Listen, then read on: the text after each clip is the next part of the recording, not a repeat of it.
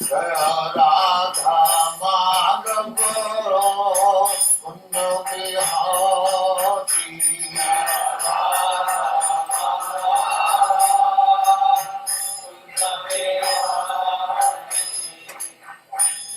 यशोदानंदन प्रजन रंजन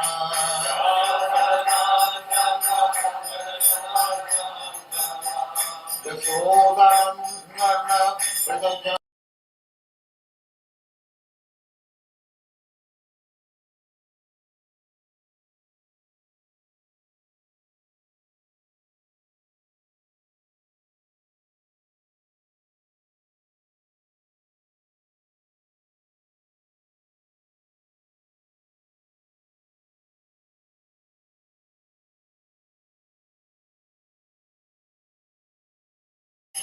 जय राधा माधव कुंज बिहारी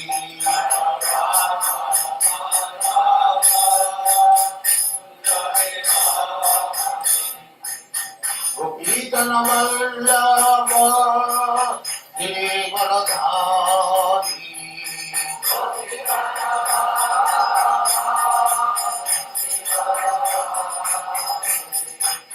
गोपीजन वल्लभ गिरिवरधारी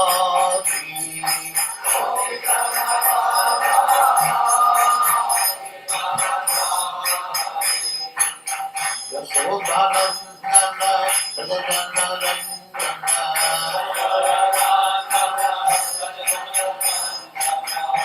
यशोदानंदन प्रजन रंजन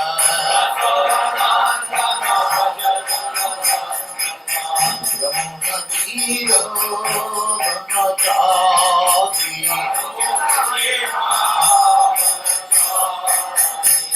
यमुना तीर बनचारी जय राधा माधव कुंज बिहारी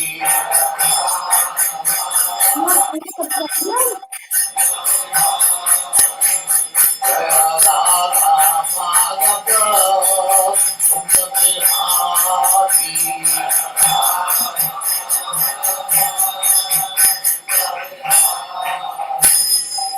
जय माता मनसा परिव्राजलाचार्य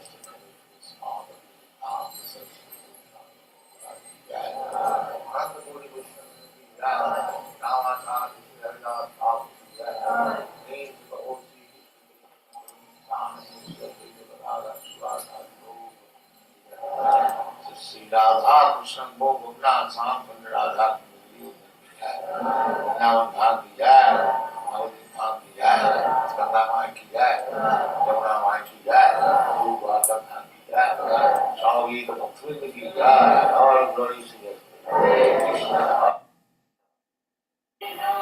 जय राधा माधव कुंज बिहारी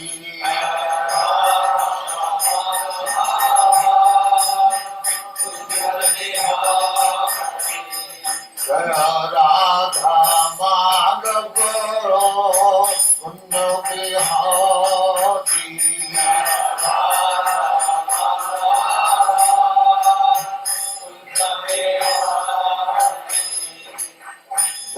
यशोदानंदन प्रजन रंजन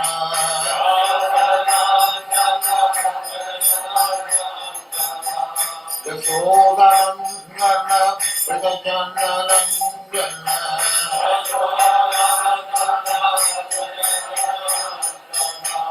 यमुना तीर बनचारी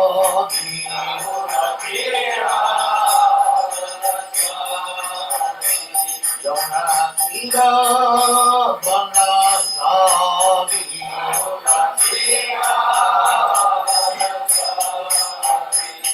जय Radha Madhav Kunj Bihari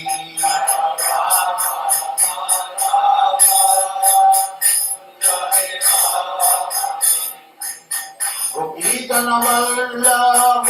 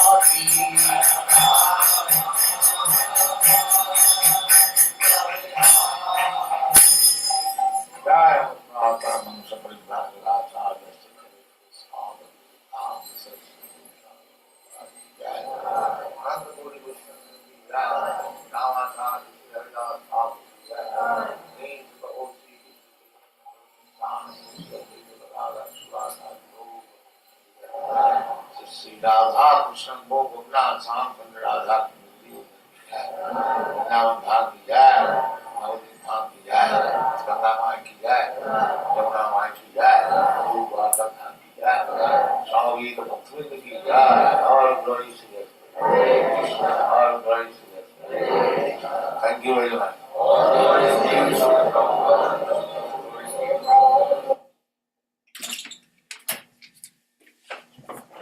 Why choose a Sleep Number smart bed? Can it keep me warm when I'm cold?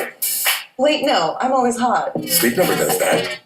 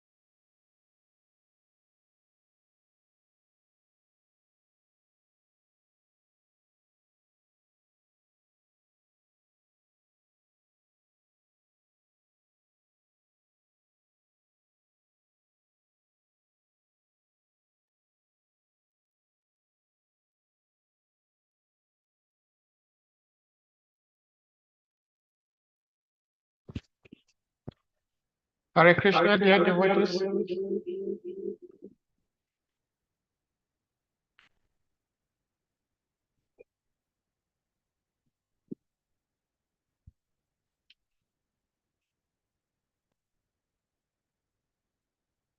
Hare Krishna, dear devotees, please accept our humble obeisances. All glories to the God, Guru Prabhupada, all glories to Great Deva, all glories to Samu Vaishnava, Vaishnava devotees. Hare Krishna, Mother VRAJALILA Devi. Hari Hari, Hari Bol Sahadeva Hare Prabhu. Krishna, please accept my humble obeisances. All glories to you, all glories to Guru Deva, all glories to Srila Prabhupada.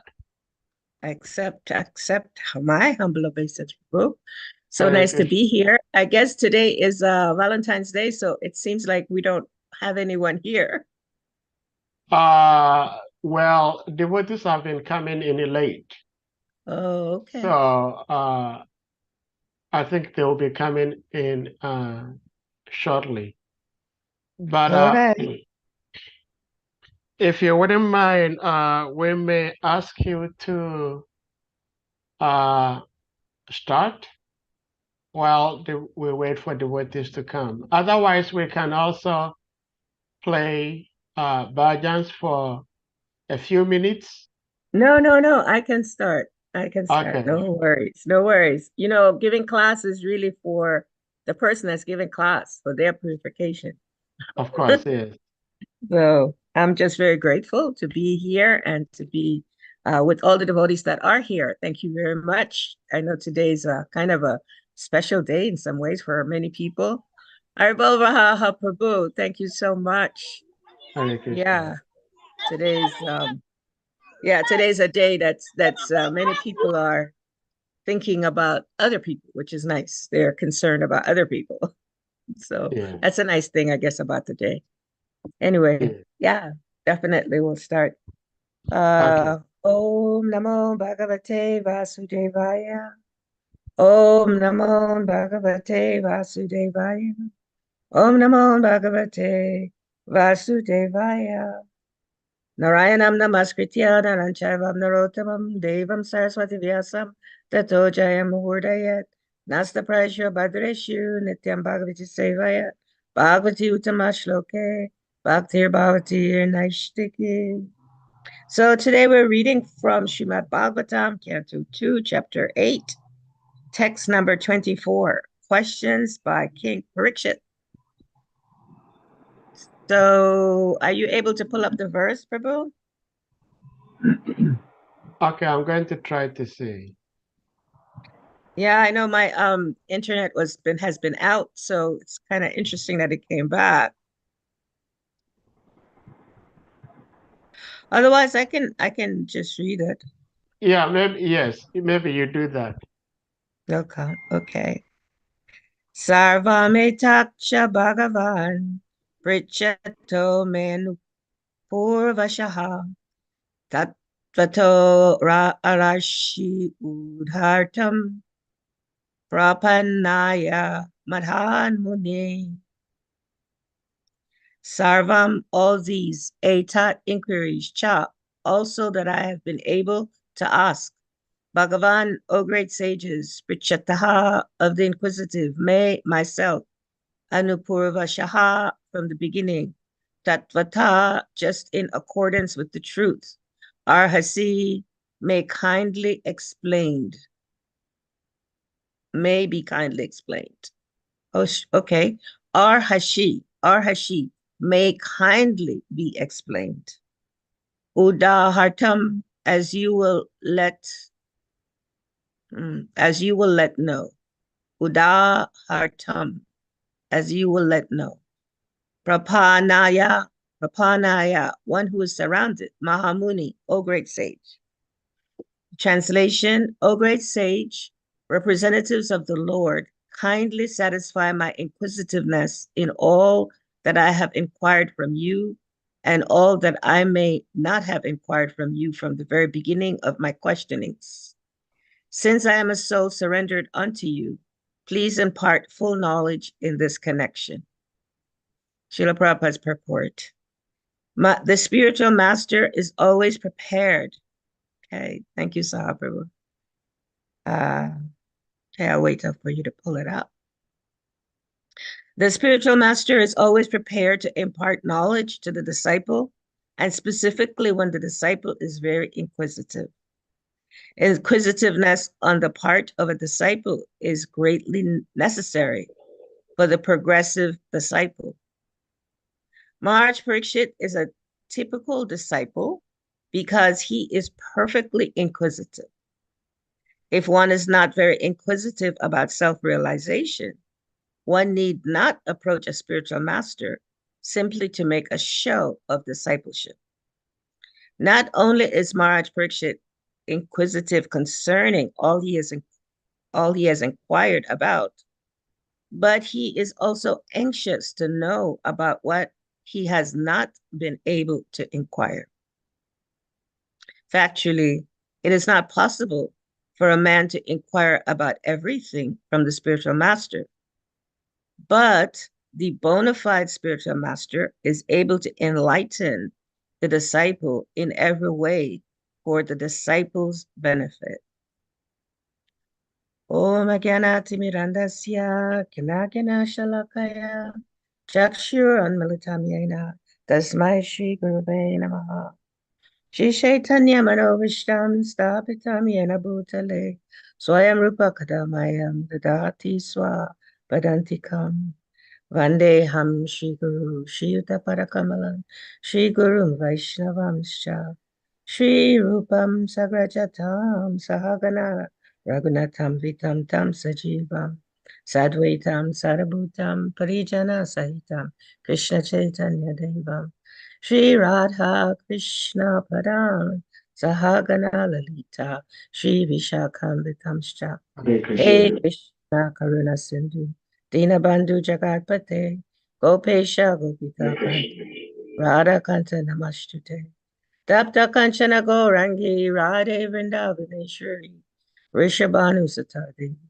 Pranamami Hari Priye Vanchakalpa Tarubhyascha Kripasinti Vacha Patitanam Pavanibhyo Vaishnavebhyo Namo Namaha Nama Om Vishnu Padaya Krishna Prastaya Bhutale Srimati Bhaktivedanta Swami Niti Namine Namaste Saraswati Devi Gauravani Pacharine Nirvishesha Sunyava Paschatya Deshatarine Nama Om Vishnu Padaya Krishna Prastaya Bhutale Srimati Bhakti Tirtha Swami Niti Namine Namaste Krishna Padaya Prabhupada Shitatmane Shri Gaura Karuna Shakti Bhakti Tirtha Namine Shri Krishna Chaitanya Prabhu Nityananda Shri Advaita Gadadhar Shivasati Shri Gaura Bhakta Vrinda Hare Krishna Krishna Krishna Hare Hare Hare Rama Rama Rama Hare Hare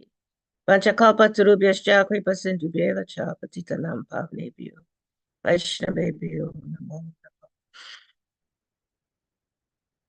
Jaya Shri Krishna Chaitanya Prabhu Nityananda Shri Advaita Gadadhar Shivasati Shri Gaura Bhakta Vrinda. So the translation again, O great sage, representative of the Lord, kindly satisfy my inquisitiveness in all that I have inquired from you, and all that I may not have inquired from you from the very beginning of my questioning. Since I am a soul surrendered unto you, please impart full knowledge in this connection. Radhe. So this is this verse is the nourishment of a disciple, to be able to hear from Parikshit Maharaj this mood, this very humble mood of how he's inquiring. How generally the mood of someone that's wanting to know and wanting to learn anything in life. There needs to be some humility, some submissiveness. So we have this example here of Parikshit Maharaj. And he's inquiring and he's sharing with us how he's a surrendered soul. Because he's a surrendered soul, he wants this full knowledge about, of course, what we're going to keep, what we continue to hear is ultimately it's about the Supreme Personality of Godhead, ultimately, which is the knowledge that's imparted to us from the spiritual master, which is the knowledge that the spiritual master has received from the Lord within the heart. There is a really nice verse. There's so many verses, so many beautiful verses that explains this translation. And one of them is Acharyamam Niyan, which is the translation of this entire verse, is one should know the Acharya as myself and never disrespect him in any way. One should not envy him, thinking him an ordinary man, for he's the representative of all the demigods. This is in the 11th canto of Srimad Bhagavatam. This is one of the verses that helps us to understand this mood of Maharaj Parikshit with the sages. He had this mood of understanding that he can receive knowledge from them because he understood that they are representing the Supreme Personality of Godhead, specifically Sukadev Goswami. And then another verse that I was looking at these verses that's related to the spiritual master. Another one that I thought was very important for this particular translation is Krishnaya di Kripakare Kona Bhagyavani Guru Antaryami Rupe Shikaya Apani. That verse in the VRAJALILA explains Krishna is situated in everyone's heart as Chaitya Guru, the spiritual master within.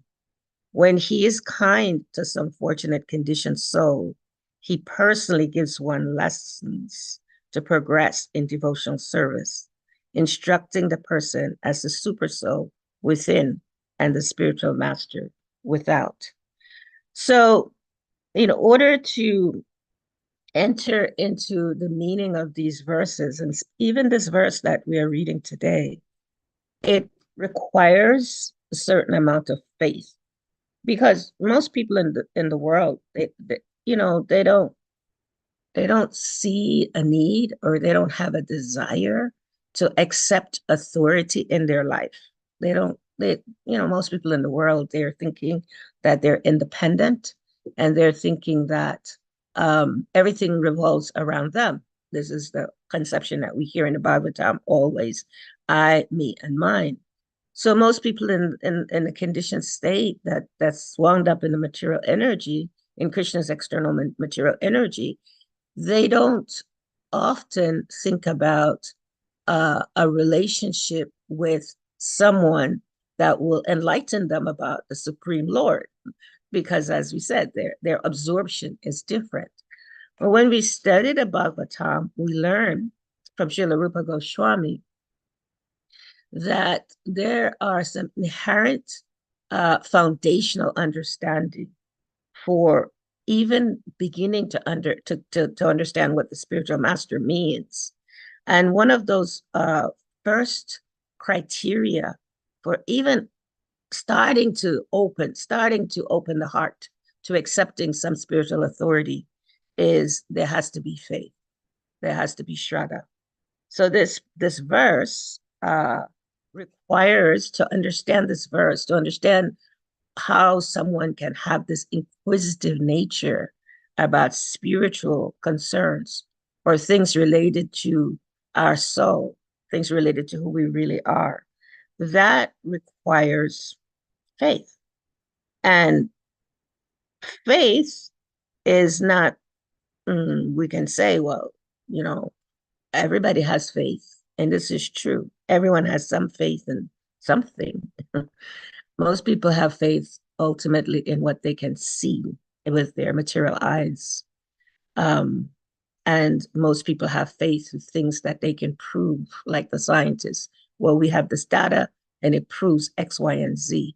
And so because we can prove this, then you can have faith in it. If there's no data, if there's no there's no way that somebody can experience from data, then there's no reason to have faith. However, Prabhupada explains to us that faith is not sentimental. Faith is definitely based on having some data, some understanding, some knowledge, and it also is based on having experience. However, that faith is beyond our ability to be able to see what are the proponents of what is being manifested for that faith. For example, understanding the Supreme Personality of Godhead, most people say, especially scientific people, they say, well, prove it to me, or show it to me, or let me see it. If I can't see it, then how can I believe in that? Who has been here to show me that? Even people that's on their deathbed, I have seen that, that even before they died, they're questioning, what? How can there be anything after death? Or can there be anyone that's responsible for anything about me after death? So this faith is important to understand this mood of Maharaj Parikshit, and to understand this mood of inquiring submissively, inquiring for knowledge about the Supreme. Then Rupa Goswami goes on to say that, and when a person becomes interested in learning, in trying to understand, in trying to awaken their hearts to authority, then that requires association of other persons, other people that are involved in opening their hearts to understanding.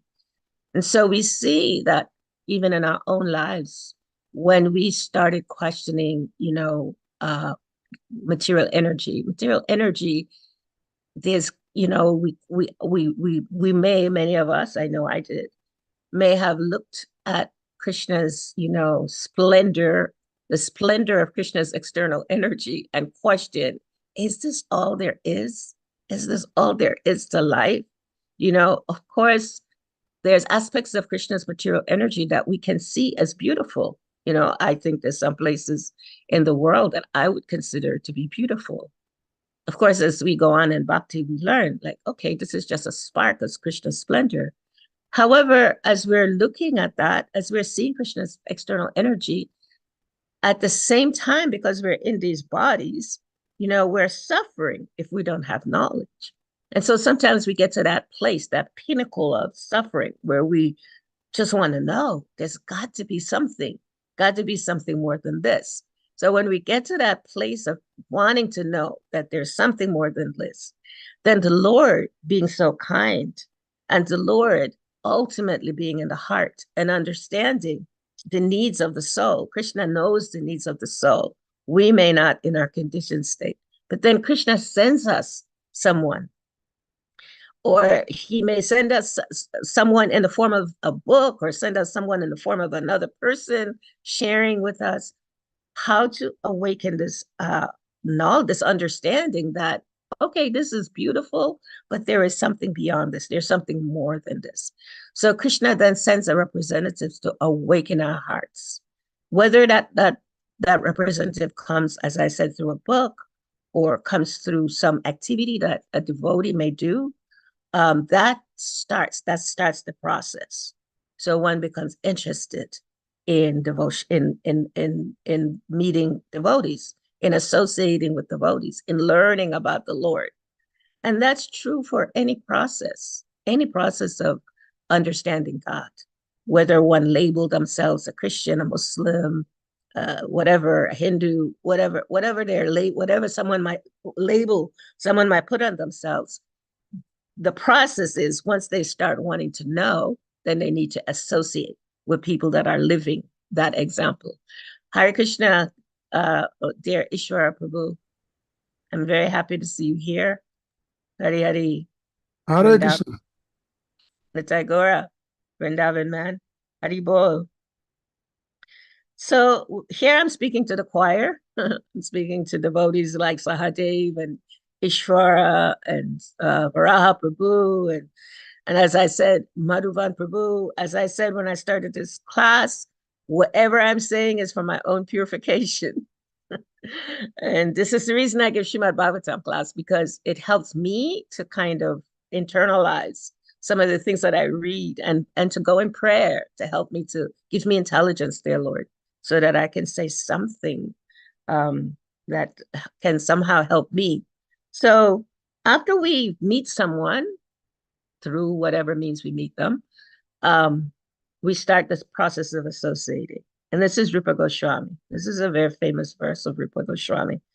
And then the next stage of that process is we get the mercy of having an opportunity to get connected to the Guru Parampara. This, I was recently reading some of the pastime of Lord Ram, and I was reading about Hanuman and his dedication to Ram.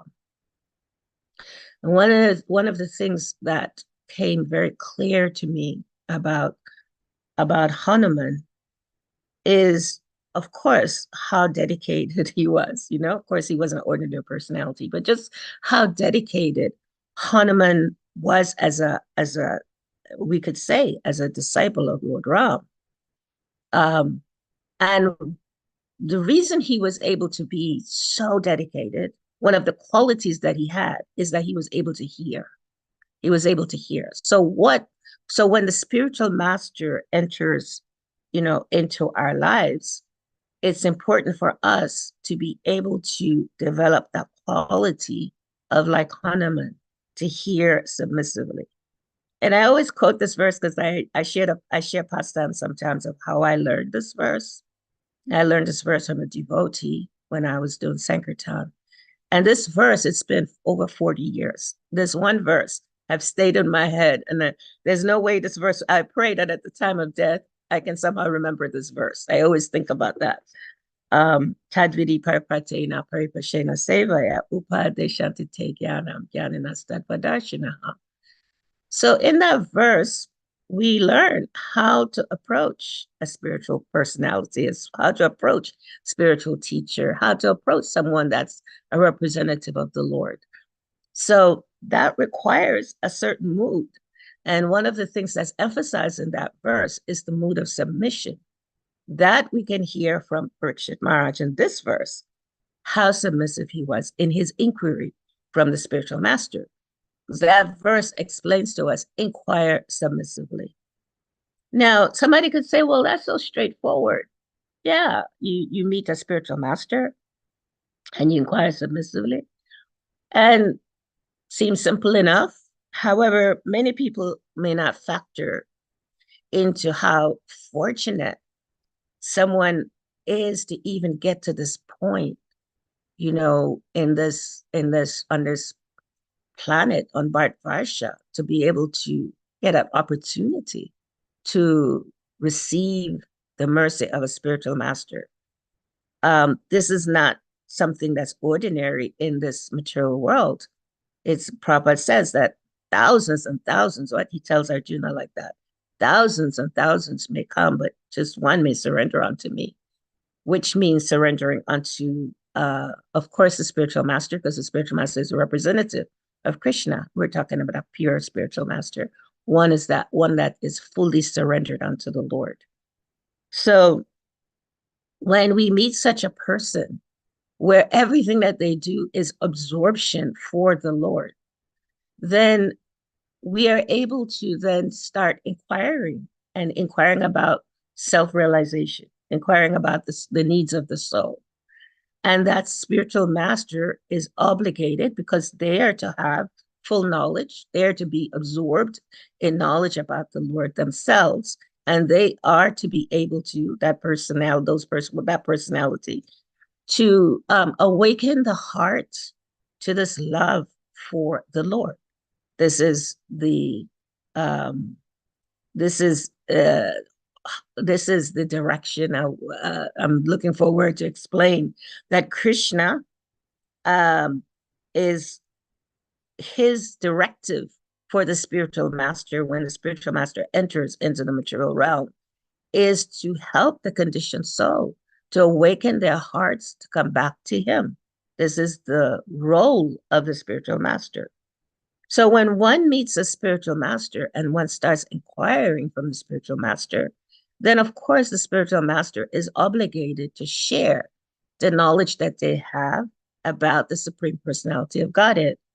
Now, His Holiness Bhaktivedanta Maharaj explains to us that there are many different levels of spiritual masters, right? There are many different levels of persons that have come to share with us, or to awaken with us, or to awaken with me. And I make this my I, to awaken to me this knowledge about the Lord.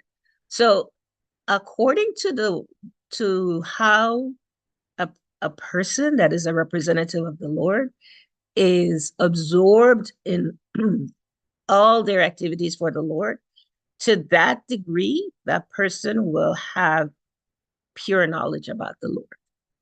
So it's not that everyone that comes and gets us label or a stamp of spiritual master is on the same level.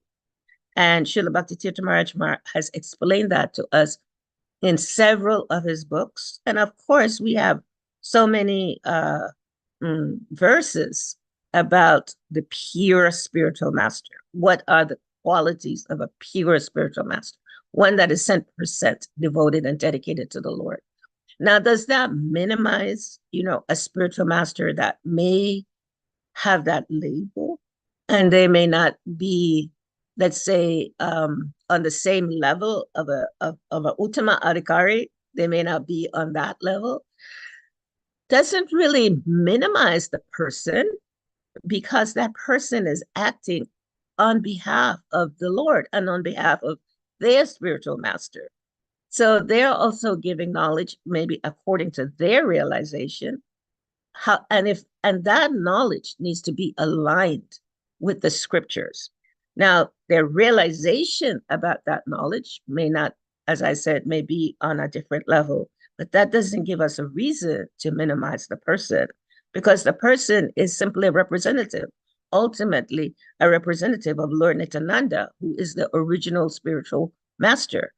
And even though a current spiritual master is supposed to be endowed with knowledge about the Lord, it doesn't mean that that spiritual master is fully realized about that knowledge. Of course, there are spiritual masters that are fully realized about the knowledge. Now, according to us and our desire to learn to know the Lord, we might attract a certain kind of spiritual master. And that's all related to us and, previous activities on our part. And how we're connected with the Lord based on the knowledge based on our desire to know the Lord. Like even in my own devotional life, 40 years, I find myself now having more understanding. Like this morning, today, I was talking to a devotee after the Shima Bhagavatam class in the morning. And I had this devotee comes to class every single day. And the devotee wasn't there yesterday. So I was curious. Are you ill? Is something going on with you? And the devotee said, no, actually. First he said, yes, I'm not well. And I was like, oh, I'm sorry to hear that, because I know you're a regular at Bhagavatam class. And he said, well, there was no, what do you call it? No electricity, because we had a storm and the electricity went off. So anyway, he said there was no electricity, so I couldn't get online. He said, but then I went out to shovel the snow because we had a big snowstorm, huge snowstorm. And he said, and then my heart started, because he has a weak heart. So he said, my heart started and I had to get in the bed, and, it started going on about that. And then he asked me, he said, so how are you? How are you doing? And I said, well, Prabhu, the thing is, I am just starting to understand a little bit that I'm not this body. And I really meant that, not in any way to minimize what he was experiencing, but to share that we're always evolving in our understanding and our realization about the knowledge about the Lord. And according to the individual person, their evolvement with that understanding may be different, even though we're all practicing bhakti, and even though we all have a spiritual master. And so I was sharing that with him. I said, yeah, so, I'm trying to understand. I'm understanding this body and just the different demands that comes with the body. Of course, that comes some with age also. But the point that I'm making here is that once we get this amazing, incredulous opportunity to be able to accept a spiritual master in our life, that is the greatest blessing for a human being on this planet. And that's not to be taken lightly.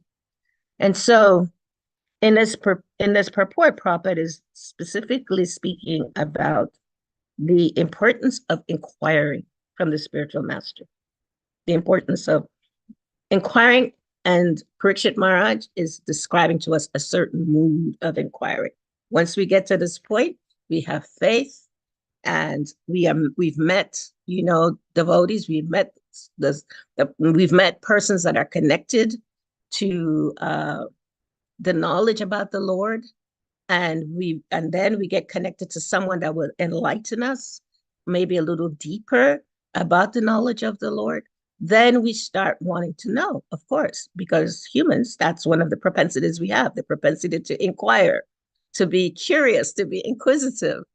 And so naturally, with the proper mood, Krishna tells Arjuna, with the proper mood, then we start inquiring. And then the spiritual master, of course, starts sharing with us according to their realizations about the Supreme Personality of Godhead. And remember, Narada Muni, he explains throughout the Bhagavatam that we can never really know Krishna as Krishna is in all his splendor, in all of who Krishna is. So there is always this evolving of understanding Krishna, unless someone is sent specifically from the spiritual world and has been with Krishna to be here to help us to to understand the Lord and the Lord's pastimes, all the Lord's activities, the Lord's paraphernalia. We always have someone that will be speaking according to their realization and according to their experience also that they may have had about being in this material world. And so that's, again, not to minimize the fact that that person is the Lord's representative. But here, I wanted to share what Srila Vyasadeva said. He says, what did you, Narada, do after the departure of the great sages who had instructed you in the scientific transcendental knowledge before the beginning of your present birth? And in this purport, Vyasadeva himself was the disciple of Naradaji, and therefore it was natural to be anxious to hear what Narada did after initiation from the spiritual masters. He wanted to follow in Narada's footsteps in order to attain the same perfectional stage of life. This desire to inquire from the spiritual master is an essential factor to the progressive path. This process is technically known as Sad Dharma Priyacha. So this is this mood of wanting to know, wanting to hear, wanting to understand deeper realizations about the Lord is inherently a part of all humans, anyone that has come to the material world. And so we see that we have these examples from these great devotees of how to inquire, the mood that we inquire in. And in this purport, Prabhupada says that Maharaj Parikshit is a typical disciple because he's perfectly inquisitive. He's a typical disciple. Now, in modern day guru-disciple relationship, oftentimes we see that a devotee may be somewhat intimidated to inquire from their spiritual master. So Prabhupada is letting us know what is required to be able to inquire from the spiritual master. So this example of Maharaj Parikshit, he says he's a typical disciple because he's perfectly inquisitive, which means that if we want to understand the mood of a disciple, then certainly just learning about Maharaj Parikshit, learning about his character, his qualities, learning about his mood of how he inquired from his spiritual master, then that will help us to understand what Prabhupada says here about a typical disciple. Most people are not typical disciples. Most people, when we come to Krishna consciousness, we have some faith. However, that faith is tinged with our doubts from material conditioning. That's just a natural, inherently part of once we enter into this process of bhakti. We come in, and Bhakti Tirtha Maharaj and Srila Prabhupada have explained to us over and over again that it's like a fan. When we unplug the fan still keeps going. So therefore, we still have some of the challenges that we may have had in material life. It's not that they all just go away. So those challenges that we bring into our devotional atmosphere, certainly some of those will be doubting this proposition to surrender fully to a spiritual master, right? To totally surrender. If we don't add to it, that surrender means inquiring submissively. Submissiveness, or to be submissive, is always a part of the inquiry. So Parikshit Maharaj was a typical disciple because he knew how to inquire submissively. And so we as aspiring bhaktas, aspiring devotees, it's at least I speak for myself, it's important to, acknowledge every devotee and to really, even more than respect every devotee, to really appreciate each devotee for who they may be in our devotional atmosphere. The reason for that is because Krishna is in their hearts, and it's not just devotees, it's every living entity. And Krishna tells us that, to honor every living entity. Because if we don't, it's like not honoring the fact that the Lord is in that person, that entity's heart. They may not be aware of that, or they may not be acting on their full potential about that, but that should not in any way diminish the way that we appreciate and care for those persons. Because automatically, if we can think, oh, Krishna is in this person's heart, right? Krishna gives each person remembrance and forgetfulness. And that person is acting according to their desires. And Krishna is rewarding them accordingly. Once we are aware of that, then we can become compassionate and caring because we understand, oh, my dear Lord Krishna, you are there in this person. I may not understand their behaviors. I may not even accept their behaviors, but you are there in this person. So Maharaj Parikshit, he understood that. This is why he made himself this personality that could teach us all of these lessons that we learn in Srimad Bhagavatam. So this process of inquiry is important when we have a mood of humility, when we have a mood of compassion and care for every living entity. If that mood is there, then whatever we would inquire, the spiritual master will be obliged to answer, even if it's by chastisement. I was writing in my journal. I'm doing this writing class, and a part of the writing class is having some prompts, some prompts that will help you to write. And so one of my prompts for myself in writing was chastisement. And I was realizing throughout my life with learning this process of bhakti, being guided in this process of bhakti, awakening my heart to this process of bhakti, that I have been chastised quite a lot by my spiritual master. And I look at those chastisements and I think, wow, you survived. Somehow your false ego didn't make you go away. And this could bring up so many different emotions for so many people when I share this. The mood of the spiritual master is, of course, we know in our Vedic paradigm that when the spiritual master chastises us, is to help us.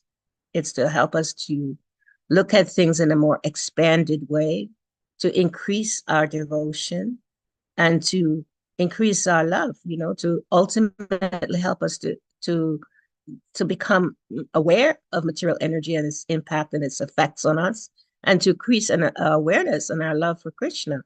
So the chastisement is an act of care, an act of love.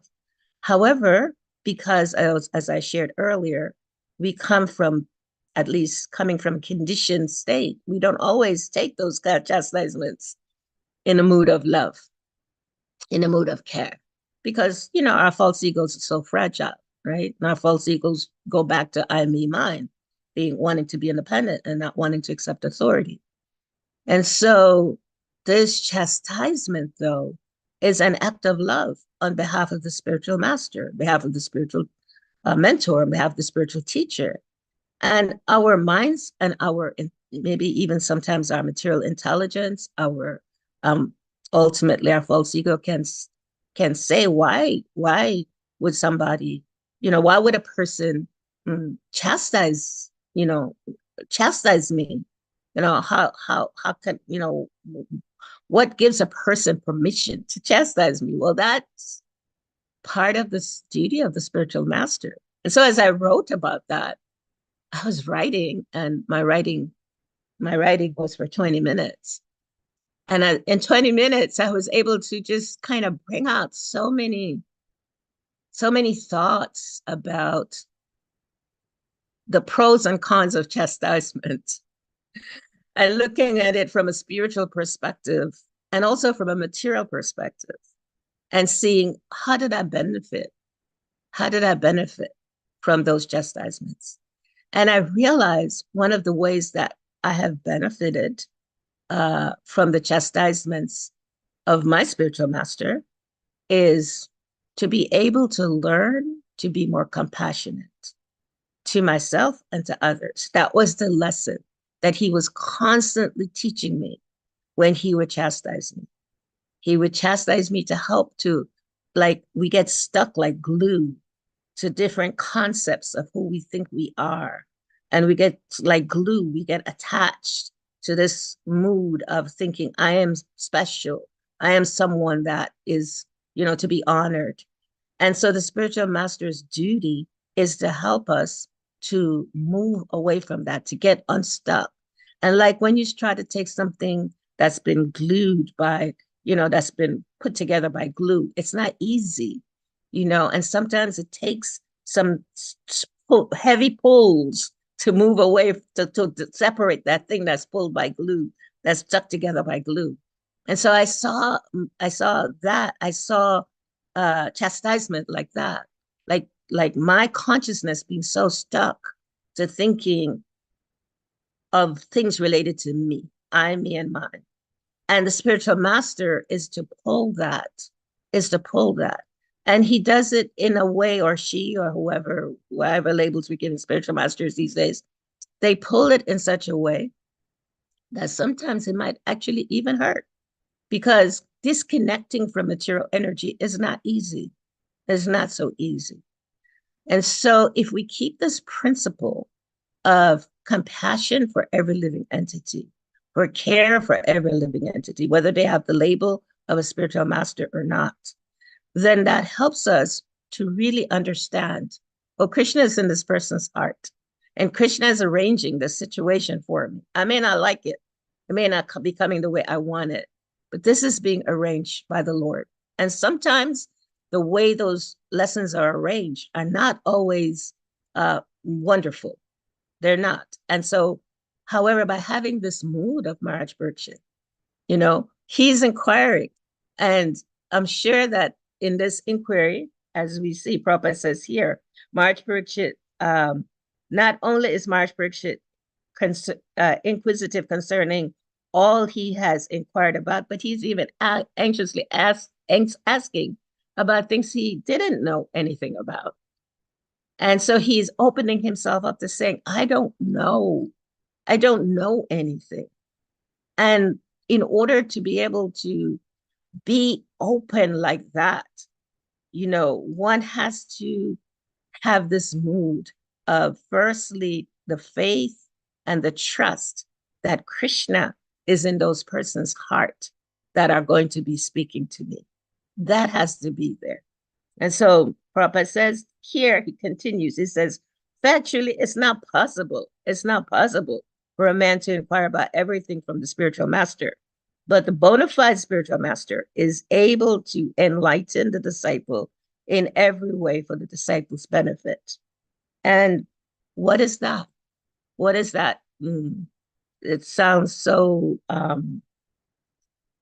it sounds like wait, the mind says, but wait, what does that mean? It's okay, it's not possible for a man to inquire about everything from the spiritual master, but the bona fide spiritual master is able to enlighten the disciple in every way.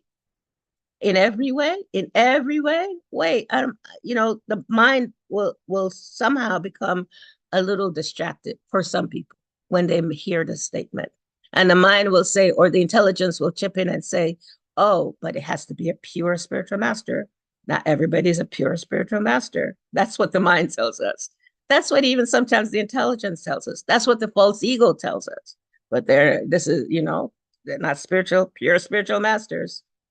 And whether that's true or not, whether somebody is a pure, Prabhupada says it takes a pure devotee to know a pure devotee. So whether somebody is pure in terms of that they have direct association with Krishna, they absolutely know who Krishna is. They can tell us, from their experience about Krishna. If that's our understanding of a pure devotee, then Prabhupada says that this the spiritual master will enlighten us. It's for our benefit. Whatever our conceptions may be as to who we can hear from as a spiritual master. The principle is to know that Krishna is in the person's heart, and Krishna is arranging for our benefit to be able to hear. And firstly, we need to be able to inquire. We need to be able to ask questions and to be ready for chastisements when we ask questions, to accept those chastisements as a part of our learning process and to be able to grow from them and to be able to understand that how can I become a better person for humanity, and how can I become a lover of Krishna, maybe not in this lifetime, but in some lifetime. So today is a day, in America, it's Valentine's Day. It's a day for love. It's a day where everybody is, thinking caringly about another person, even though Bhakti Tirtha Maharaj has told us, about the difference between lust and love. For many people, today is a day of lust, the people that are in conditioned life. However, for us as devotees, today is a day to remind us that Krishna is in everyone's heart, and that our duty, our service is to be able to awaken that love, to Madan Mohan, to the Supreme Personality of Godhead. That is the mood of the devotees. That's why Parikshit Maharaj is speaking. That's why we're hearing from how Parikshit Maharaj asks questions. It's for us to be able to open our hearts, to awaken our hearts to this love that's there. That's Krishna, himself, right? He's there. So he's love. He's love personified. Krishna is all love. And Krishna is giving us this love through the holy names, Chaitanya Mahaprabhu, by chanting the holy names and by hearing in a way that's submissive. Those are requirements. That's why Krishna came as a devotee, Lord Chaitanya Mahaprabhu, to help us to imbibe that mood. And we'll get tossed around until we get it. That's just how it works. That's how Krishna's external energy works. Once we get a little taste of the blue boy, unless we develop some of those qualities and principles to be able to understand him, we'll just keep getting tossed around again and again and again. So today, I end this with a prayer for us to all remember that somehow or other we've been blessed to be humans in this lifetime, We've been blessed to be able to hear from a spiritual master, no matter what level that spiritual master may be on. We are blessed to be able to engage in devotional service, which begins with hearing and chanting. This is a great blessing. Thank you, thank you, thank you, dear devotees. Tagora Haribo. Hare Krishna. Hare Krishna. Thank you so much, Mother, for the beautiful Srimad Bhagavatam Katha. And of course, like you rightly said, today is Valentine's Day. Those who are not quite spiritual or religious, today is a very nice day for them to express their lust. And those who are trying to be religious, today is the day for them to try to express their love towards each and every one. So by Guru Krishna's grace, we've gathered here out of that same love for Srimad Bhagavatam and also having devotees association. Now, devotees, if anyone may have questions, comments, realizations, please you may do so. And like Mother Vraj said, want to say Hare Krishna to our big brother Sri Ishwara Prabhu. Hare Krishna. Hare Krishna. But I have a question about this inquisitiveness. This is a very interesting subject matter, that the disciple should be inquisitive to ask questions, and the spiritual master should also be able to even answer questions that have not been asked. Because Srila Prabhupada said that no individual can ask all the pertinent or necessary questions, but the spiritual master, being the spiritual master, knows what information the disciple needs. Now, what happens when the disciple asks the guru questions in a very humble and respectful manner? Because even though we are asked to be inquisitive, but there is also a process of asking questions. If the disciple asks the guru questions submissively, and the guru becomes offended by the question, what does the disciple do?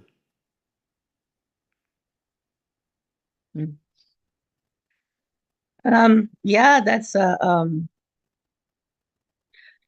stump the guru question. Dave, Prabhu. However, firstly, we see by Maharaj Parikshit's example that the inquiry, the first class inquiry, is about devotional service, right? How can I engage in devotional service? That's the first class inquiry. However, as you said, he's asking questions that he didn't even know. And yes, the guru, as a representative of the Lord, he is to give answers as to his ability with those questions. I think something that oftentimes we might minimize in our own consciousness, at least I remember minimizing this. Gurus have emotions, you know, it's like they're humans and they have emotions, and sometimes they express their answers with emotions. And we may not, firstly, we may think we are submissive, and that's subjective. Because how someone hear our question to us, we might think I'm being submissive, but they may not hear it in a submissive way. Now, does that condone the fact that even if someone doesn't hear it in a submissive way, that they should respond with their emotions? No. But, you know, as I said earlier, bhakti is a process where people evolve, they constantly evolve, right? And emotions often, that's why, I spend a lot of time teaching people about emotions, because emotions can take over our body, can take over our speech, and it can make us react. And it takes a very a very elevated person to not react with emotions, someone that is absolutely not affected at all by what anyone says or do, right? They're absolutely fully thinking about, oh, Krishna is in this person's heart. They're asking me about Krishna. How can I respond in a way to help them? And I don't like to use this class to just speak about, any specific guru, but I have seen, some gurus in our ISKCON movement that you can ask the most sometimes unsubmissive question. At least I can ask the most unsubmissive question. I've done that. And the guru just maintain a aura of peace and care and love and compassion, and that always kind of reminded me that, oh, you know what, maybe you could have asked that question in a more humble way, because their mood is like that, right? But that's not true of all persons that are taking on this responsibility of being a spiritual master, because spiritual masters are human. They're human beings, and that's something that sometimes we don't take into consideration, that this is a human person. It's not like this person doesn't have some of those emotions that human beings have. Now, whether they're able to react to how we behave or not, the way they react to how we behave or not, it's best for us. The question is, what do we do? It's best for us not to take it personal, and to be able to see that, okay, I don't like this, but I'm going to see as coming from Krishna. And because I know that this person, ultimately, they are wanting to help everyone to elevate their consciousness, to be awakened to love of God. So I'm going to see it like that. I'm going to see it that this person may have spoken to me in a way that I really don't appreciate. However, I will see that Krishna is acting through this person, and let me see if I can do anything differently. And that might mean, for some time, that might mean having some boundaries. I've known people that take on that role of spiritual master where you sometimes have to have boundaries, that because maybe we are very sensitive. Like many people couldn't really, I've personally seen somebody ask me the way Bhakti Tirtha Maharaj would sometimes deal with me. How do you take it? How do you take this? And I think many of his senior devotees, will attest to that fact. Ishvara, he knows. He was one of them that used to probably think, oh, why do I take this? Because, Bhakti Tirtha Maharaj could be really heavy, very heavy. And I know Ishvara got that a lot. So, yeah, we could either take distance, have boundaries, or we can just somehow just understand. I don't know. Yeah, just understand. Okay, don't like how this person respond. Don't like how they react. However, I want to believe they have my best interests at heart, and I'm going to trust Krishna. I'm going to trust Krishna, and I'm going to pray to Krishna to see, is there anything I can do differently? And Krishna will give us intelligence. Yeah. Because ultimately, Krishna is the guru, ultimately. Yeah. Yeah, Well, you want to tell us you want to say anything about that, Ishwara Prabhu? Ishwara got a lot of chastisements.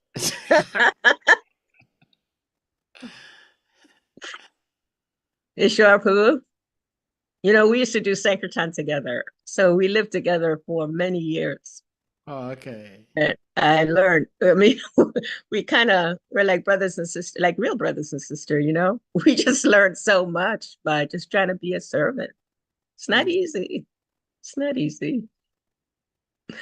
At the end of it all, though, Krishna is there. Sheriff Prabhu, are you there? But actually, I asked this question because I saw some trend in this particular chapter we are discussing, we're treating, and lo and behold, 3 days ago, speaker, His Grace Jana Chakshu. I am there. Oh, okay. Sheriff Yeah. Prabhu, you have something to say? Please go ahead then. No, you were asking me something? Oh, Yeah. Madam Rajalila was talking to you. Oh, I was just saying you got your share of chastisement from his from Srila Bhaktivedanta Maharaj. You got your share of chastisements. Yes? yeah, that's my fortune, I guess. That's my fortune to be able to work close to great personalities, and then it's not it's not something that it's very rare thing and very rare. So let's put that way. Mm. So Yes. always remain grateful for that. Yeah. Yeah, that's it. You know, at the time, you know, the mind and the intelligence and the ego goes crazy, but at the end of it all, you know, that you, like you said, we have so much gratitude, because we can see how that he built a foundation for us, you know, in terms of anyone that might try to chastise us. We're like, okay, Hare Krishna. Yeah. We got it from the best. Well, thank you, Sheriff Prabhu. But Mother, what I was trying to say is that I saw a trend in this particular chapter we're treating, and 3 Yes. days ago, His Grace Jana Chakshu Prabhu, he spoke, and he did mention about the same thing, and that is we treated text 24 today, but from text 1 all the way through to where we are now are just questions from Maharaj Parikshit. And in our life experience, nobody asks questions like that.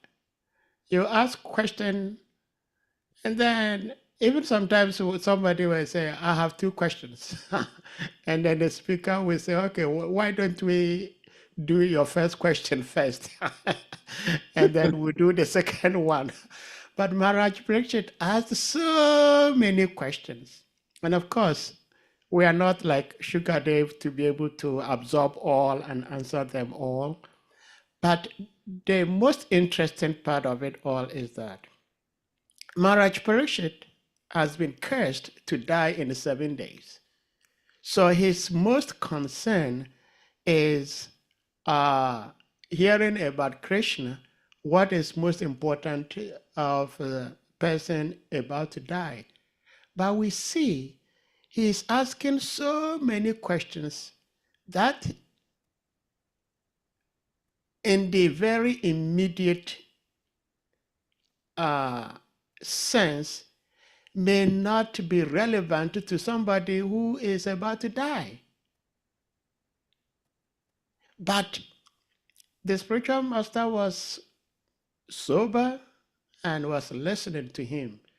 So I guess what I got from the answer to my first question is that gurus have different emotions, and as disciple or as an individual asking the question, we should recognize that and accept the mood of the guru. But if that even is the case, which I think should be the case, then what happens to the question that has not been answered? Do you then look for somebody else to ask the question?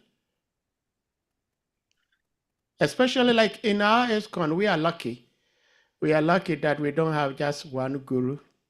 We have different gurus and we have senior devotees. So I'm guessing that if that guru does not answer the question or maybe does not show interest, will it be okay if the same question is asked to another guru or another senior devotee?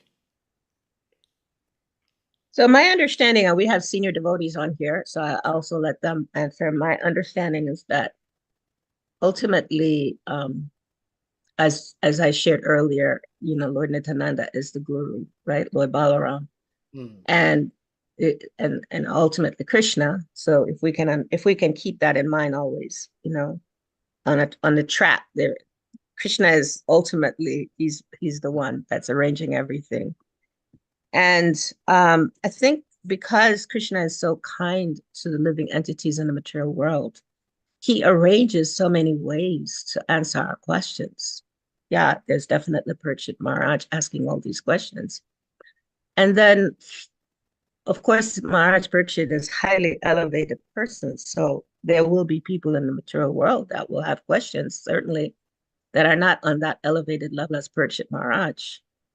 So Krishna has arranged that we have previous acharyas, we have Srila Prabhupada, who gave so much in his books, amazing. We have other devotees, other gurus, that are writing on behalf of Srila Prabhupada and simplifying some of the things that Srila Prabhupada says. So it's not that it always has to come through a physical person, the answer. The answer can, so many people, especially there in Africa, as you know, had so many questions. And a lot of them got their questions answered just by reading The Science of Self-Realization. That's how a lot of people became devotees, in West Africa.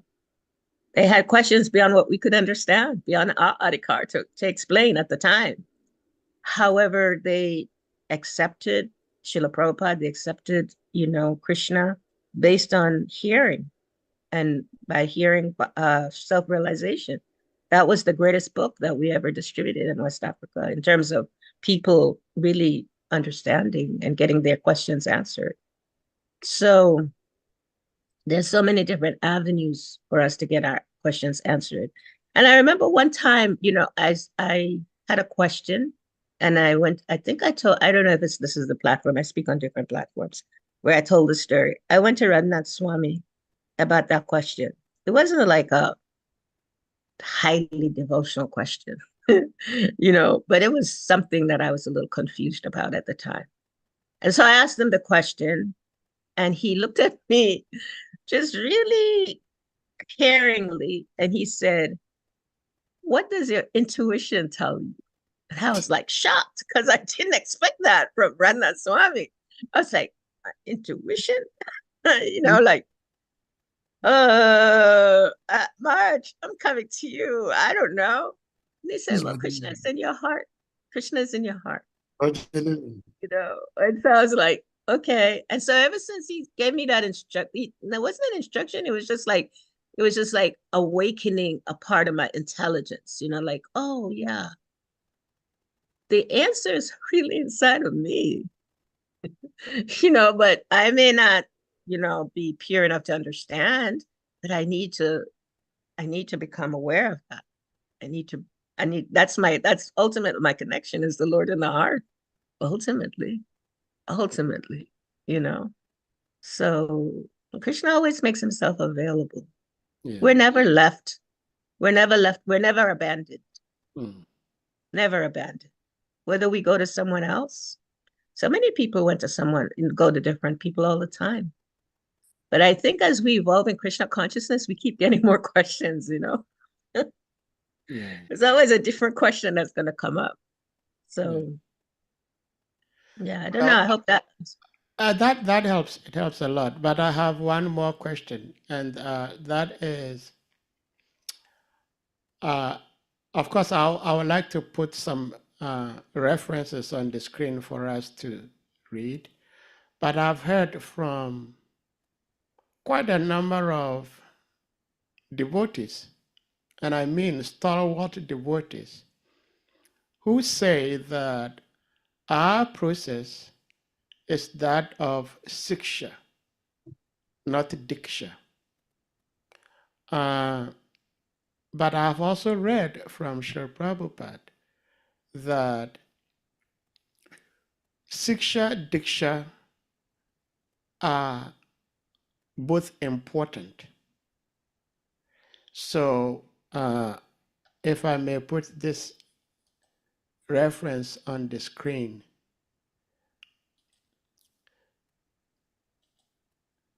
This is Bhagavatam, Canto 11, Chapter 3, text number 21.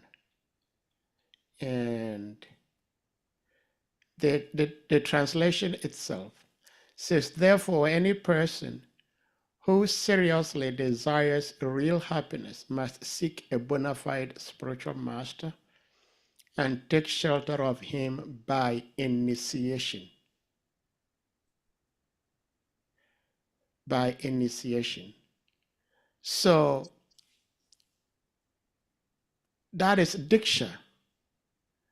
If siksha, if our process is just siksha, then why are we recommended to take initiation? So are we just siksha, which is more important, or we are both? I just need clarification, because my understanding as it is now is that both are required. Diksha and siksha are required. But when I hear devotees say that our process is that of siksha, which means siksha is more important than a diksha. But I think both of them are important, because you cannot do without the other. Yeah, I agree. If you I may agree with clarify, you. Hare Krishna. Yeah, sorry, Prabhu. I agree with you that they're both important. You know, they're both important. Jiva Goswami, he explains Diksha is the process by which a person awaken their transcendental knowledge. This is the Diksha, and the Diksha can also be the Shiksha, right? In my case of, you know, of having a spiritual master, he was my Diksha. Well, he was actually, no, that was not, I'm not a good example of that. But someone that gives initiation and instructs the disciple is serving in both capacities as Diksha and Shiksha. And Jiva Goswami, he explains about this a lot, about this process of Diksha. However, in terms of Shiksha is the person that gives, you know, daily kind of practical instructions. And that person, if the diksha isn't in that role, then that person is very important. So for example, when His Holiness Bhaktitirtha Maharaj was leaving his body, he made a requirement.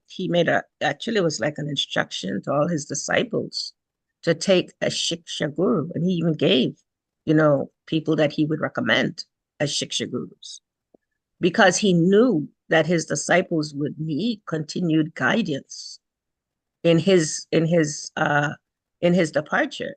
Now, of course, we have his books that gives us so much, you know, instructions and so much understanding of Srila Prabhupada's books. At the same time, having personal guidance is important. You know, it's very important. But yes, the books are there, but personal guidance is helpful. We don't have to have personal guidance. However, it's helpful because of Kali Yuga and just the way the mind is so, distorted. So my understanding is both. My understanding is that the spiritual master can be the diksha and the shiksha, but what I've heard Prabhupada say is that this is a shiksha movement because so much of the movement is based on instructions of Chaitanya Mahaprabhu and how to carry out the orders of Chaitanya Mahaprabhu. So I don't, it's this and that, and when we make distinctions based on it's just this, then I think we always get into trouble. It is always, because this is, Krishna consciousness, the foundation of it is Achincha Beta Beta Tattva, simultaneously one and different. So it is, yes, the Diksha is very important, and the Shiksha is also. Both are important. They can be one person, or that person can have many Shikshas, many. And it doesn't have to be official. Ishvara is one of my Shiksha gurus. It's not official, but he is. He's an amazing person. I know him. He's not ordinary. He's not ordinary. I know that.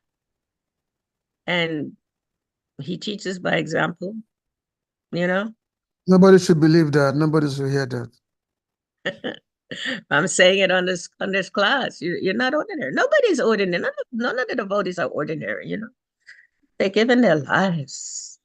And they're, to the best of their abilities, trying to serve Srila Prabhupada's mission.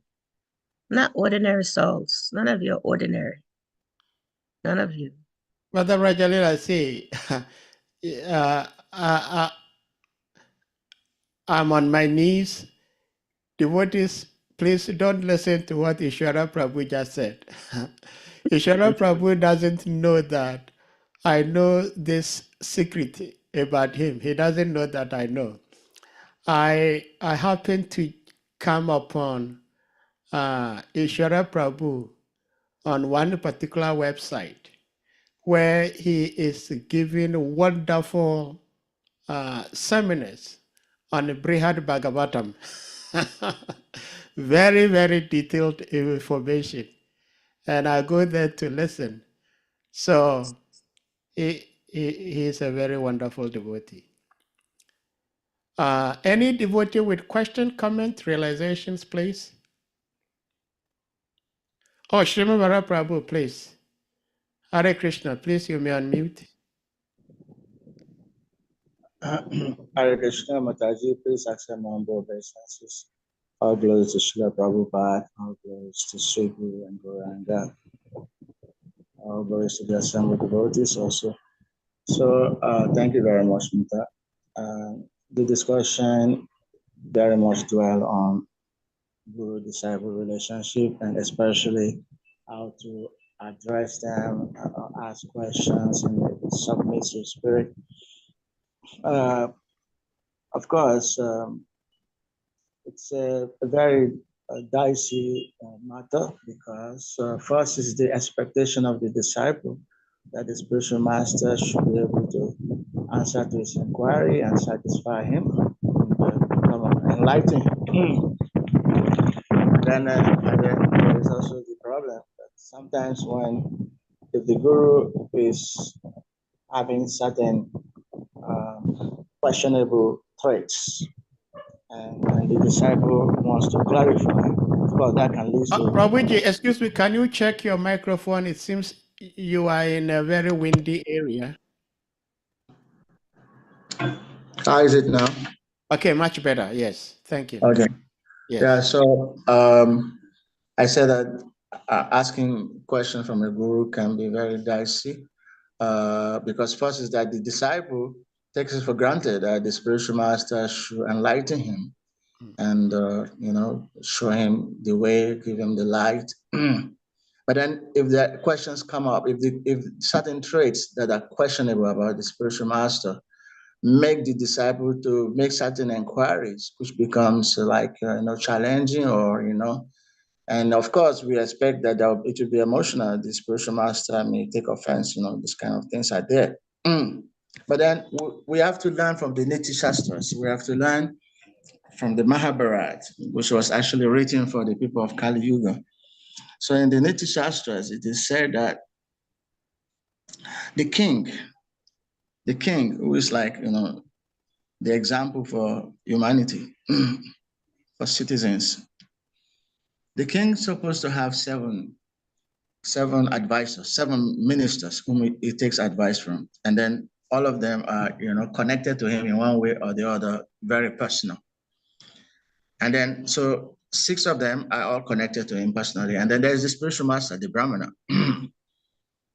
Now, the king sometimes may have to ask the guru or the Brahmana certain questions which may not be which the guru or the Brahmana may not answer to the satisfaction of the king. So it is said that the king has the right not to inquire from the Brahmana or the guru when he knows that what he's about to ask, he may not get the right answer from the Brahmana. So he will consult only 6 and not the 7th, the Brahmana. So now the Brahmana is the guide, or the guru is the guide. But then when the king knows that the question I'm about to ask, I may not get the type of answer I need, then he should not ask him. He should not include him among those who will give him advice on this matter. So I think this is an example for every person, because the king is exemplary and the scripture guide the king.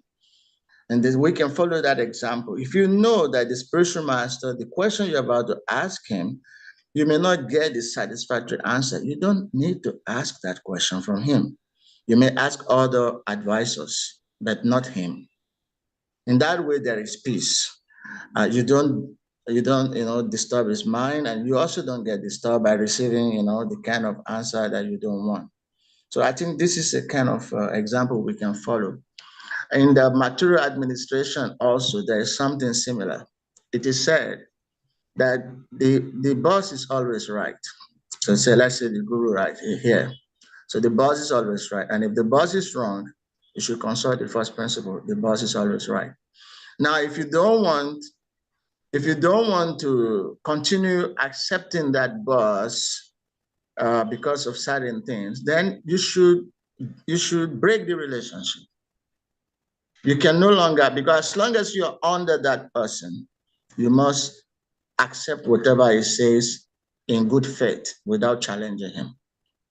So this is material administration etiquette.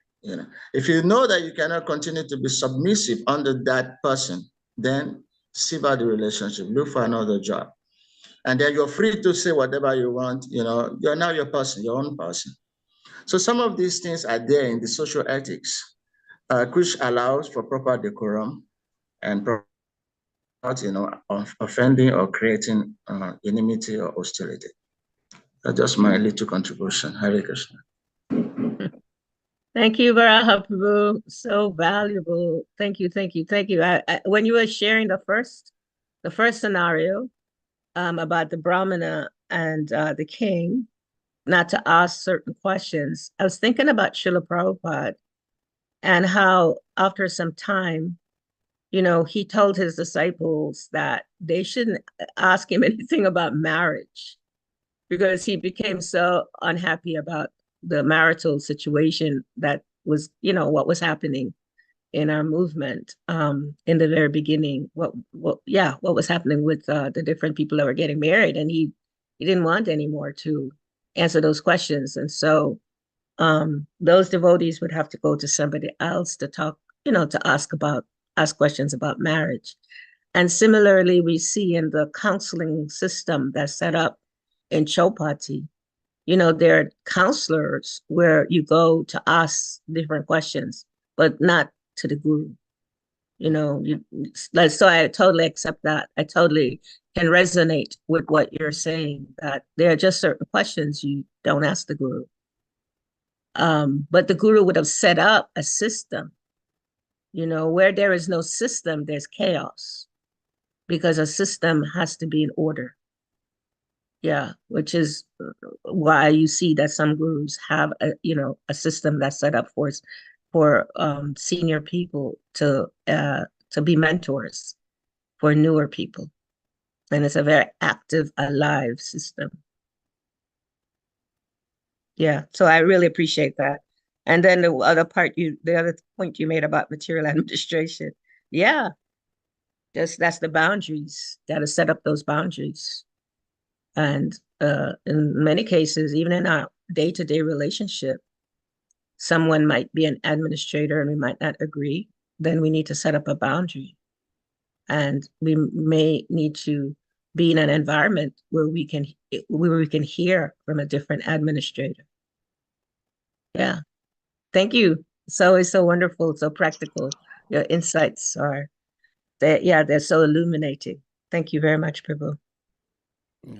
Hare Krishna, thank you so much. Madhavan Prabhu, please you may unmute. If I can just make it Okay, comment. yes, go ahead, Ishara Prabhu. One thing on this platform, but all the devotees were here speaking today. All of them must be a great delight for Mother VRAJALILA. This is basically the result of all our work in Africa when she came. When she came in the late 70s and distributing books in the streets of Lagos, very hot sun. You know, when we just had just one apartment in Lagos. You know, I'm going, place to place. I can remember vividly. And then after she went to Ghana, also started the movement there. So I think it's a great fortune for us. It's a great privilege. So she be able to see everyone here. It's actually a pride for her. It's a pride for her. So this is the result of those activities which happened in the early days of East West Africa. Because many of us here may not know, but this is the reality. Now, in the respect to the gurus, sikshas, or diksha, which is more important, and of course they're both important. It's one of the things in a movement now, whereby the leadership decide to is one of the proposals that is going on now, that because in a movement there's so much focus on the diksha guru that devotees who are actually involved in a day-to-day training of devotees, it's like nobody pay any attention. People, like especially temple president or whatever, those who are in charge of giving day-to-day training of the devotees. So they're just nobody's giving any recognition to them. Whereas in traditional, Siksha Guru is given the same recognition as the Diksha Guru because both is needed. And so like Banu Swami is actually the greatest proponent on that. And he's been giving a lot of seminars in the islands and monitoring that yes, it's time for us come to recognize that the importance of recognizing the Siksha Guru, how they have to be put on the same platform as the Diksha Guru. Because Diksha Guru may just be someone who the devotee, take initiation, and then maybe once a year, the disciples get to see the Diksha Guru once a year, hear him giving class or whatever. But the person who's actually responsible for day-to-day training of the devotees are those who are given Sikshas. Those who actually give training, and those should be putting on they should have the same level of worship as the Diksha Guru. Because according to in our scriptures in Chaitanya Charitamrita, Srila Krishna Das Goswami, he said I pay more business to all Diksha Guru and Siksha Gurus. He said Vande Guru is a Bhakta. That's actually the very first verse in the Chaitanya Charitamrita. As Srila Prabhupada gave very extensive purport on that, how a person may have one Diksha Guru, they may have many Siksha Guru, but both Diksha Guru and Siksha Gurus are equally worshipped. They are both recognized, like one of Srila Prabhupada's Gopara, we said that a Diksha Guru is like someone who take you to the door Whereas the Siksha Guru is someone who show you what is inside the door. So both are both are important, and both should be equally be worshipped. You see, but somehow because in our society it's like when somebody is a Diksha officially recognized Diksha Guru, it's like whoa, Jai Ho, only. But even those devotees who are giving us training on a day-to-day basis. So that is something we have to reflect upon. Hare Krishna. Hare Krishna. Hari Hari. I have a quick question. I see somebody has a question, but I have a quick question for Ishwar Prabhu. So, what happens to a disciple when they have no trust or faith in accepting a Shiksha Guru? What should such a person do? Well, for one who actually is serious in advancing Krishna consciousness, I mean, a serious person, I don't think there can be any question of no faith. I mean, there are many persons. It's not that one has to go to a specific person. Depending on the guidance is required in life, in spiritual life, day to day, no matter how level of advancement one is. Even those who have attained the love of God, those who attain Krishna Prem, they still have guidance. Mm. We're talking of the gopis, we're talking of manjaris. They all under somebody. We have the gopi, we have the sakis, and then you have the manjaris, then you have the messengers, different layers, but they all under someone's guidance. That's the spiritual hierarchy is always there. So, well, we may not have faith in someone, but we can always, because the Shisha is always there. If we are really serious, determined, then there's somebody that we can have faith on. So in the what is in the Upanishad is a Yasha Divi Parabhakti Yata Divitada Guru. For one who has the faith in the guru always has to be there. That has to be there in someone's life. The guru, there can be diksha or siksha, but siksha must also have to be there in someone's life.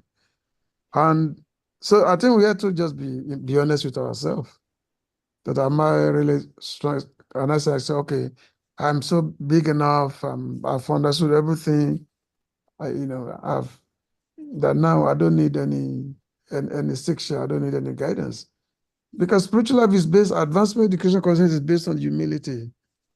And when Uddhava was talking to, Nadamuni was discussing with Uddhava when Gopal Kumar was in the spiritual, and he was, even though Gopal Kumar was in Vaikuntha, but he was not happy. He was not happy in Vaikuntha. So, and Nadamuni was saying that how can anybody not happy in the spiritual? Spiritual means everybody should be happy. The Gopal Kumar was not happy because he's not yet in Goloka. He was unable to. He cannot embrace Narayana because Narayana is God. You cannot go close to him. Without Krishna, you can embrace Krishna. So Narada Muni was discussing with Uddhava. I said that in the spiritual life, the humility is the main criteria. That the more a person advances, the more a person develops love for God, love for Krishna, the more humble he becomes.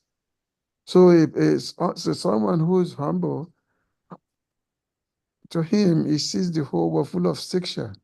You see everywhere full of siksha, everyone trying to enable him to make progress in Krishna consciousness, in humility.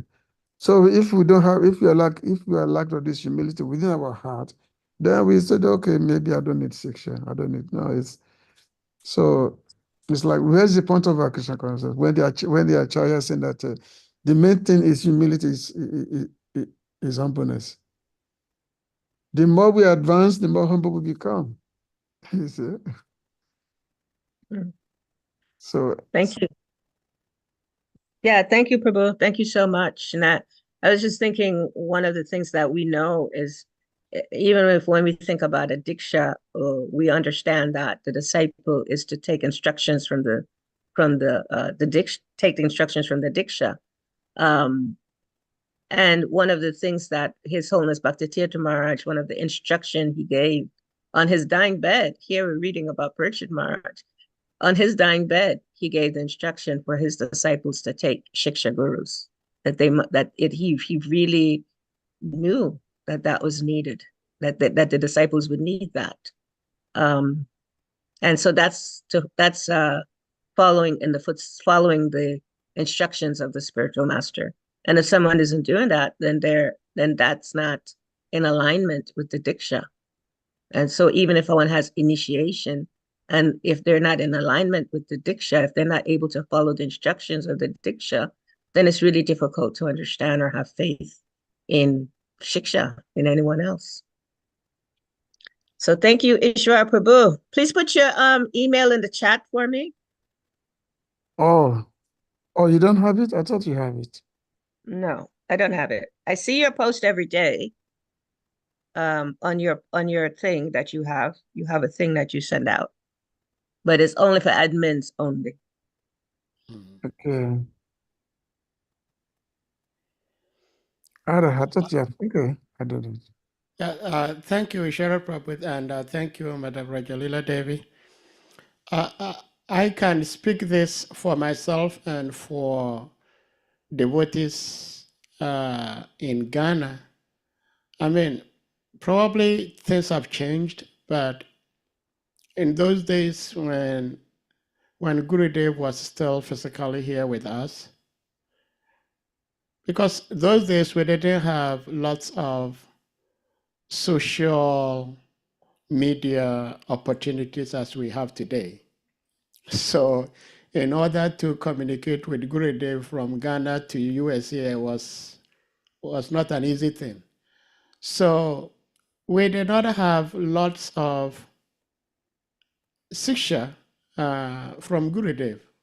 We had it from Srivas Vanachari today Srivas Vanachari. So Srivas Prabhu was more or less like the guru for all of us, even though he's a god brother, but he served in that capacity.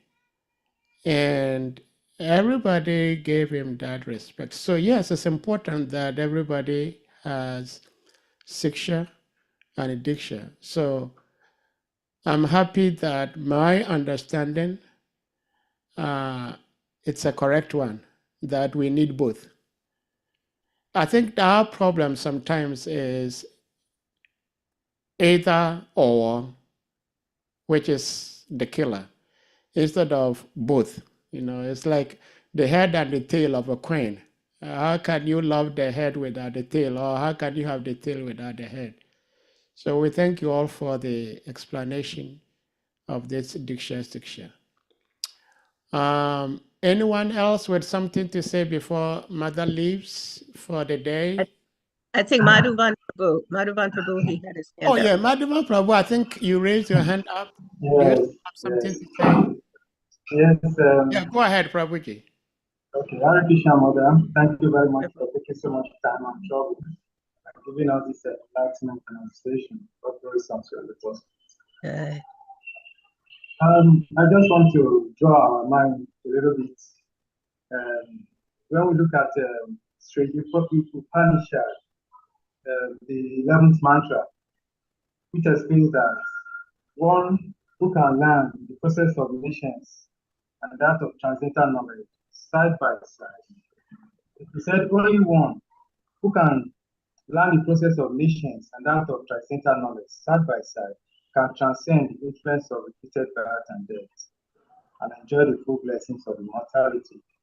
So we have so much emphasis on learning spiritual knowledge from spiritual master and so on and so forth. So, but this knowledge of nations also was emphasized in this statement. So, how do we correlate this instruction to having to learn nations along with transcendental knowledge? So, where do you get the nations knowledge? Is it separately, or we have material masters who teaches us other material knowledge? Hare Krishna, Mother. Mother, I hope you got his Yeah, question. can you repeat the last part of the question of what he was Okay, of what Mother was sharing? yeah, he's asking his question based on mantra 11 of Sri Upanishad that Yes. one should learn,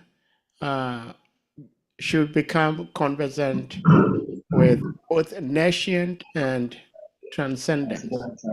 So his question is, we trying to become transcendental, therefore we have spiritual master who is guiding us on the spiritual path. Now, what about the nascent, the material part? How do we have to go to a particular material master? Just like we have a spiritual master, we go to a material master to learn material things from that individual. What do we do to fulfill this demand that one should learn both nascent and transcendental knowledge? Yeah. That's such a nice question, Very Prabhu. nice. And I'm sure that you have the answer. I know on this platform, anyone that asks a question, they already have the answer. However, No, mother. I would say on behalf of everybody here, oftentimes we ask because we want to know. well, Hare Krishna. anyway, recently I was reading the story of Paranjana and King Paranjana, and I was reading that section on what happens at the time of death, how difficult it is for the living entity, for the soul to leave the body, and for the life air to be disconnected from the material body. And Prabhupada was explaining in some of his purports about the challenges, of experiencing death, experiencing leaving this body. Something that I kind of I think all of us are aware of is in Srila Prabhupada's books, we get so much knowledge about nescience. And we can learn about nescience from some of these personalities, like in this allegorical story of King Paranjana. We can learn so much about nescience. However, if we're not exposed to, let's say, Vedic scriptures, even in the Bible, there's so many stories that teaches, not even in the Bible to make it like minimize it, but in the Bible or the Quran or any other scriptures, the way that Krishna arranges for people to learn is through the stories, the pastimes of the people that are showing how suffering is our greatest teacher. So in the material world, we learn through the sufferings, by seeing the sufferings that other people go through and by experiencing the sufferings that we go through. And our greatest teacher in that sense is our own false ego, our own mind, our own intelligence. I when I saw this retreat the other day and I thought about it. The name of the retreat was it's a 3-day retreat for the mind because of the wanderings of the mind. 3 days retreat. And I was realizing that people in the material world, they're getting anxious because everything is just getting so crazy more and more as Kali Yuga advances. And now they're coming together in retreats to try to understand or work together with the mind. So, Krishna says our mind is our best friend, our worst enemy. And certainly the mind helps us. That's one of our greatest teachers. We don't really have to go external so much. And then our own life experiences, all the things that we've learned in life, that have been a source of our suffering that ultimately brought us to Krishna. Those are our greatest teachers. What is it? I think is it the 11th canto that explains, maybe I don't remember where it is, but the 24 gurus. So there's 24 gurus that are teaching us always. Some of those gurus are connected to Krishna's external energy. So Krishna never leaves us to not learn nescience or transcendence. The challenge for devotees, oftentimes that I've seen, is to not become self-righteous about transcendence and criticize everybody that's in nescience and to be able to really see the spiritual spark in people that are in nations and also those that are aspiring for transcendence, to be able to see that spiritual spark, to see Krishna in their hearts. I hope that's helpful. I don't Thank you know. very much, Mother. Our greatest master is the Maya herself. Yeah, that's right. Maya is our real master in the material world. That's what, and we have taken share of her, and she's very good, keeping us here nicely, making us thinking, oh, everything's wonderful. Stay here, you will enjoy. Yeah, thank you. Hari Hari. Thank you very much, Yeah, Mother. Hare thank Krishna. you, Prabhu. Thank you. Haribol. Thank you, Madhavan Prabhu, for your question. And Mother, we have Thakur Murari, our own Thakur Prabhu. Thakur Murari. And Krishna Mataji, all glories to Shri Yeah. Prabhupada, just accept my own behalf these citizens, and I all just glories want to to the say assembled before you ask devotees. your question, Thakur Murari, that Ishwara just talked about Maya. There's a lot of Maya in your country right now, but actually, Yeah. for those that have spiritual eyes, not Maya. It's not Maya for those that have spiritual eyes. So yeah, you're in the midst of it. Okay. So, yeah, so quickly, remember the importance of Sadhu Sangha. So, whereas for example, for me, my guru margin is only in the other side of the world.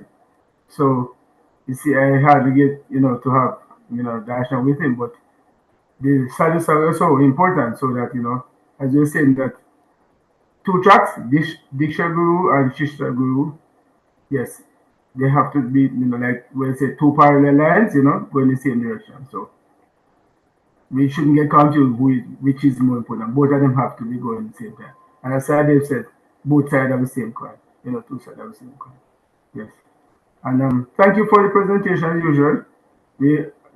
I don't think we express appreciation enough to our, our to the devotees for their, their services. So thanks again for the presentation. Hari Hare Hari. Krishna. Thank you, Prabhu. Thank you. Yeah. No, in Murari's country right now, there is there is, how can I say, renaissance? Maybe I'm not sure that's the right word.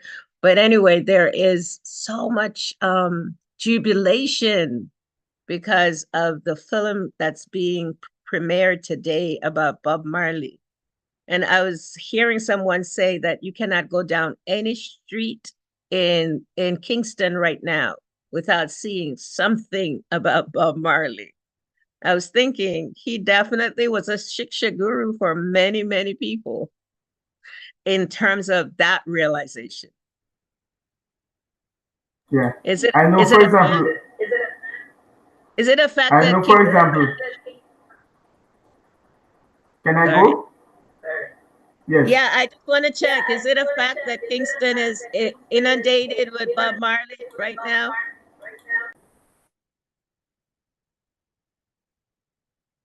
Okay. Murari, you got muted. Sorry. So I'm not sure at what's going on now, but I'm saying that especially for those people in Africa, they another person were affected by his music. Another matter of fact, this Prabhu Gauravani, Prabhu, he said became a musician because of Bob Marley's influence. So yes, say the social commentary did a lot, a lot of person affected by the social commentary. Yes. Haribol. Thank Yeah. you, Prabhu. Hare Yes, Hare Krishna. Yeah. Robert Nesta Marley. he was a special kind because of the style, the energy, and the message in his music for a certain class of humanity, which was helpful and still is helpful to lots of people. So we're going to humbly request all the devotees to kindly unmute. Mother Raj, do you have any words to conclude? Otherwise, we'll bring this to a close. I'm just grateful for the Association of the Devotees. You know, like these devotees, all of you are so incredible. I'm just so blessed, you know, to be able to have all of your association. Bhakta Hassan is here, but I want to thank Madhuvan Prabhu, Murari Prabhu, Ishwar Prabhu, Sriman Faraha Prabhu, Larry, who are you? Devashi Prabhu, I love your energy. You remind me of one of the kings in the Srimad Bhagavatam, Loka Devi, Devarishi, Devarishi, Haribo. Hare Krishna. He's like a Brahmana, right? He's a Yagya Brahmana. Yes, Yes, Radhe. it does, yeah, I guess. Dr. Hassan, do you still have something to say? Hare Krishna. Yeah, Hare Krishna. Hare Krishna. Mother, please can you accept Haribo.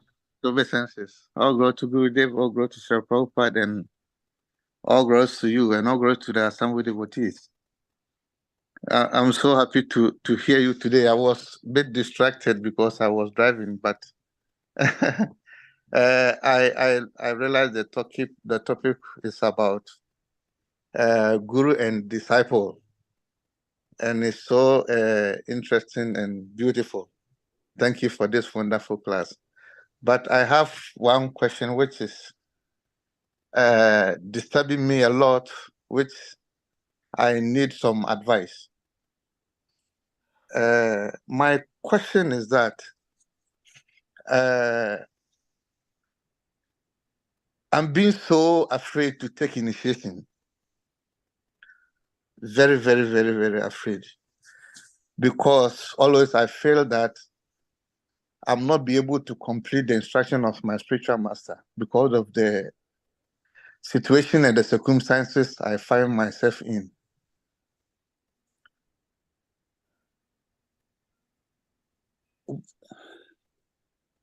Sorry.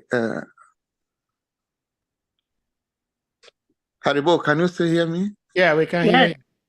Yes, because of the situation and the circumstances I find myself in, because especially we who are living outside these Western countries, due to the work and some situations, maybe you find it very difficult to complete your japa at a certain particular point of time. Maybe you would do some part of the japa and the rest you do it maybe after work or in the evening. So my question is,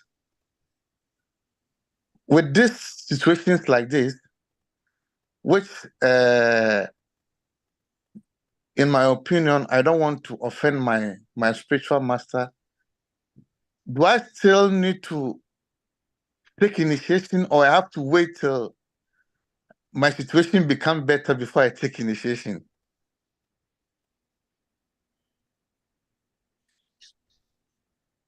Haribo, Bhakta Hassan. This is my question. Hari. Haribo. That's a very beautiful question because you're inquiring in a humble mood, and I'm hearing your fear is also cushioned by love, because you have a loving understanding of what it means to be to take initiation. You have some fears that are coming up about that, and that's very normal and very natural. I don't think anyone that's ever got initiated thought that they were qualified to get initiated. I don't know anyone like that said, oh yeah, I'm just ready to take initiation. Oh yeah, I'm just gonna, they may have wanted to be connected to the parampara, but I think most devotees, in terms of the qualifications of being a disciple, I think most devotees think, no, I'm not really qualified. When we talk about qualification, we think about people like Hanuman, that kind of devotee, that just does everything and anything the spiritual master asks. And most of us in Kali Yuga, we're not so qualified like that. However, Hassan Prabhu, the thing that I have understood about initiation is when the student is ready, the teacher will appear. So when you're ready, that spiritual master will be there that will accept you, even though you think you're not qualified. So the thing is to patiently wait for the spiritual master to accept you, because it's not you accepting the spiritual master.